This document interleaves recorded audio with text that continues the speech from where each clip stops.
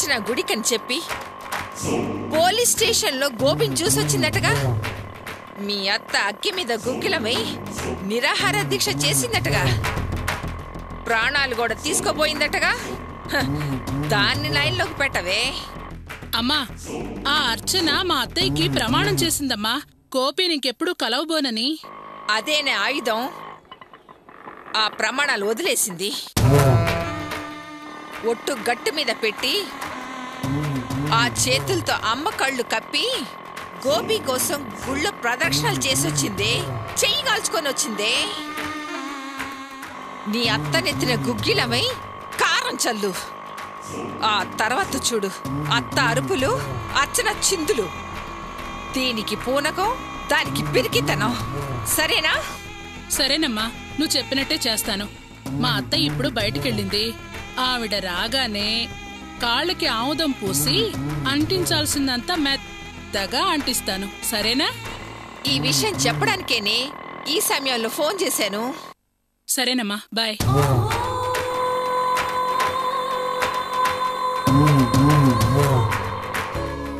నీ భర్త కోసం నువ్వు దేవుణ్ణి ప్రార్థించడానికి కూడా అమ్మ దగ్గర దాయాల్సిన పరిస్థితా?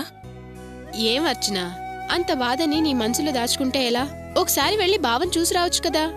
ఎందుకంత బాధని నీ మనసులో దాచుకుని నువ్వు ఇంత బాధపడతావు?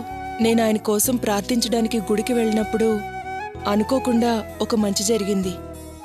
ఆయన స్నేహితుడు శివ ఉన్నారు కదా, ఆయన గుడికొచ్చారు.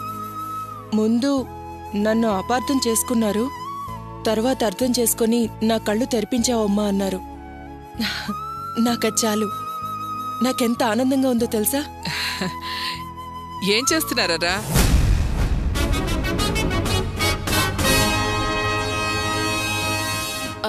అమ్మా, అది మరి. ఓ, గోరింటాకు పెట్టుకుంటున్నారా? అవునమ్మా. మీరు పెట్టుకున్న తర్వాత మిగిలితే నాకు కొంచెం ఇవ్వండి, నేను పెట్టుకుంటాను. ఏంటి, నువ్వా? ఏ, నే పెట్టుకోకూడదా? మీ అందరికన్నా నా చేతులే బాగా పండుతాయి. కూర్చోమ్మా. ఎందుకు లేస్తున్నావు? కావ్య, దాని చేతికి చక్కగా పెట్టు. చాలమ్మా. అదేంటే, అవతల చేతికి కూడా పెట్టుకోవచ్చు కదా. అత్తయ్య, అర్చన చేతికి గాయమైంది, అందుకే గోరింటాకు వద్దంటుంది.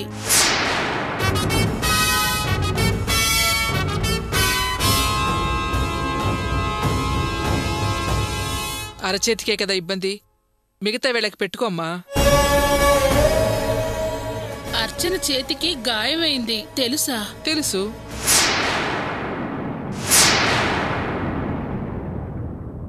తెలుసా?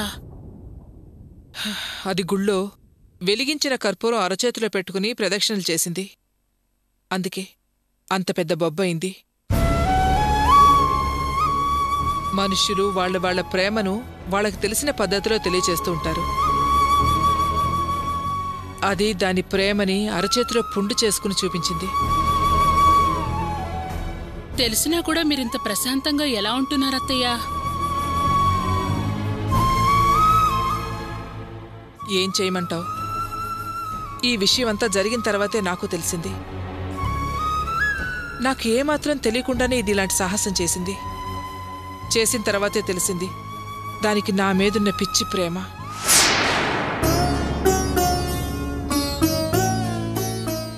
అర్చన్ని నేనెలా తిట్టగలను? అంటే ఇదంతా మీకోసం చేసిందనుకుంటున్నారా? కాదత్తయ్యా, ఇదంతా వేరే ఒకరి మీద మమకారంతో చేసింది.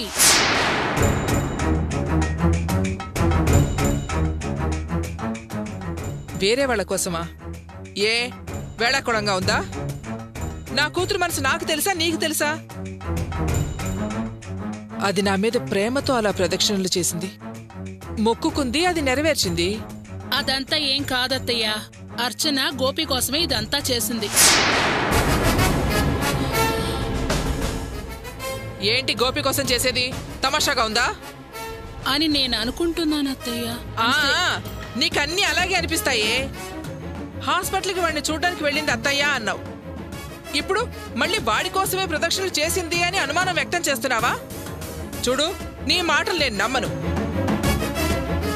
నాకు నా కూతురే సర్వస్వం.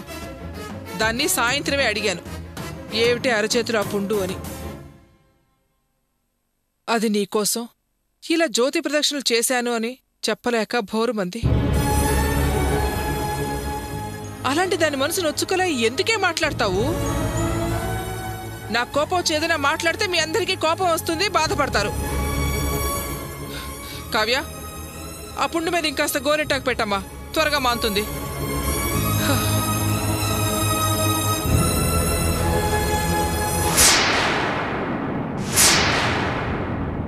ఏంటి అందరూ నన్ను అలా చూస్తున్నారు?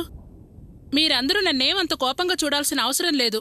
నేను అత్తయ్యని హాస్పిటల్కి రమ్మనడానికి ఇప్పుడు ఇలా మాట్లాడడానికి కారణం ఉంది తెలుసా? ఏంటో తెలుసా? అర్చనకు గోపి మీద ఎంత ప్రేముందో, అర్చన తన భర్తను చూడ్డానికి ఎంతగా ఆరాట పడుతోందో అత్తయ్యకి తెలియడానికి నేను ఇలా ప్రవర్తించాను.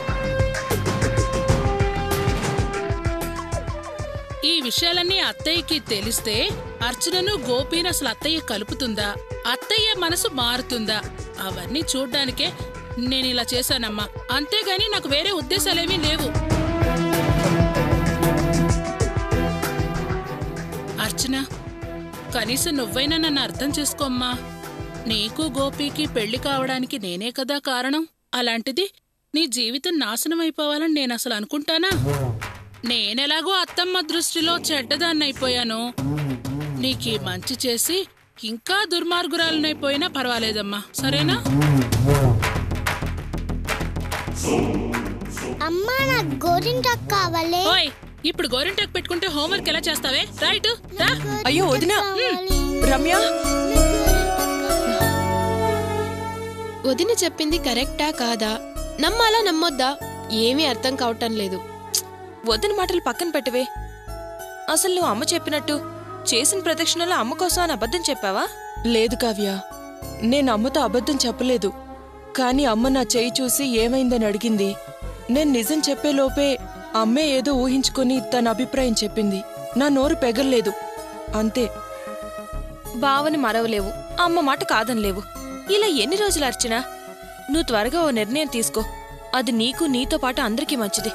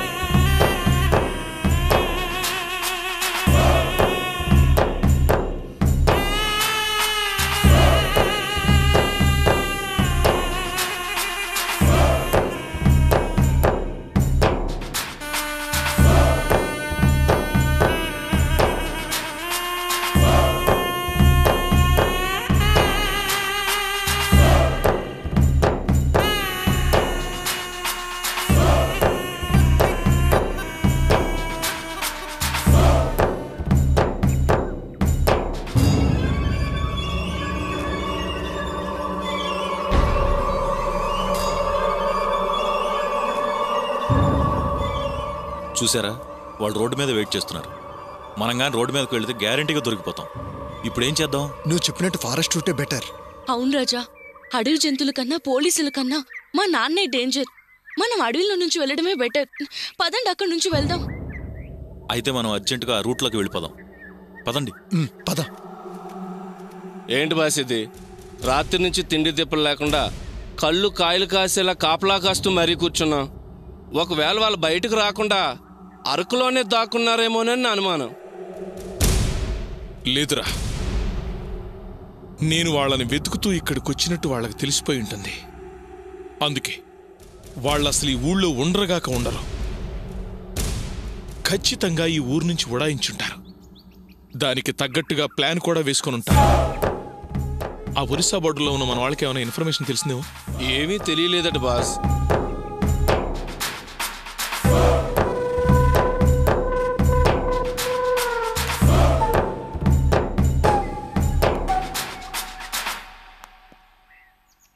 ఒరేయ్, ఒకవేళ మన వాళ్ళు చూసి చూడనట్టుగా వదిలేదు కదా బాస్? అలాంటిదేం జరుగుండదు బాస్. కుర్రోళ్ళు మంచి తెలివిగల వాళ్ళు. ఇట్టే వాసన బట్టి కనిపెడేస్తారు. చూసి రమ్మంటే కాల్చి వచ్చే రకం బాస్. రాత్రి నుంచి ట్రాఫిక్ అంతా ఆఫ్ చేసి ఉంటారు. ఉదయం నుండి అన్ని బళ్ళు చెక్ చేసి మరీ పంపించుంటారు. అయినా ఏ న్యూస్ రాలేదు బాస్. నాకైతే వాళ్ళు అరకులోనే ఉన్నారనిపిస్తుంది బాస్. డౌట్ లేదు బాస్, ఖచ్చితంగా ఉండే ఉంటారు. రేయ్, నాకు తెలుసుగా నువ్వు ఆపు. నేను అవునంటే నువ్వు కాదంటావు. నీదొక బుర్ర, దానికో డౌట్.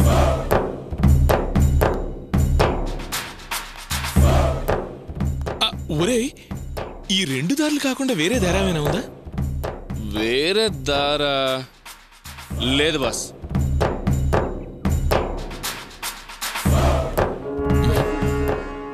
ఊరు దాటడానికి ఈ రూట్లో నుంచే వస్తారని గ్యారంటీ ఏంటి? లేదురా, వేరే దారి డెఫినెట్ గా ఉండాలి. ఉండి తీరాలి. నీకు తెలియదేమో గాని ఉండొచ్చు.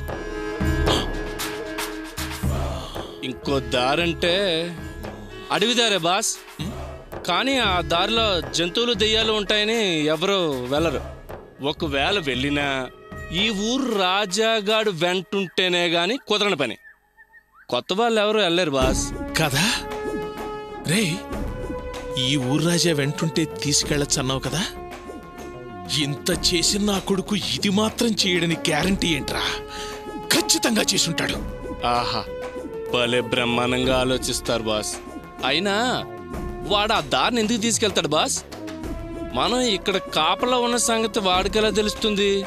ఒరేయ్ వెర్రి కన్నా, వాడు నీకన్నా నాకన్నా బాగా ఆలోచించే క్రిమినల్ బ్రెయిన్. వెంటనే ఆలోచిస్తున్నాడు, అడుగులు వేస్తున్నాడు. మనల్ని ముప్పు తిప్పలు పెట్టి 3 చెరువులు నీళ్లు తాగిస్తున్నాడు. ఒరేయ్, వాడు ఖచ్చితంగా అడవిలో నుంచి అడ్డదారిలోనే తీసుకెళ్ళుంటాడు. ఒరేయ్, మనాళ్ళందరినీ బయలుదేరి ఆ అడవిదారిలోకి వచ్చేమను. మనం ఈ మెయిన్ రోడ్లో నుంచి బయలుదేరదాం. వాళ్ళు ఎట్టి పరిస్థితుల్లోనూ ఈ అర్ధరాత్రి బయలుదేరి వెళ్లరు కాబట్టి ఇప్పుడు దొరికిపోతారు. అవును బాస్, అడవి అర్ధరాత్రి వెళ్ళడం చాలా కష్టం. అందుకే పొద్దుటే బయలుదేరుంటారు.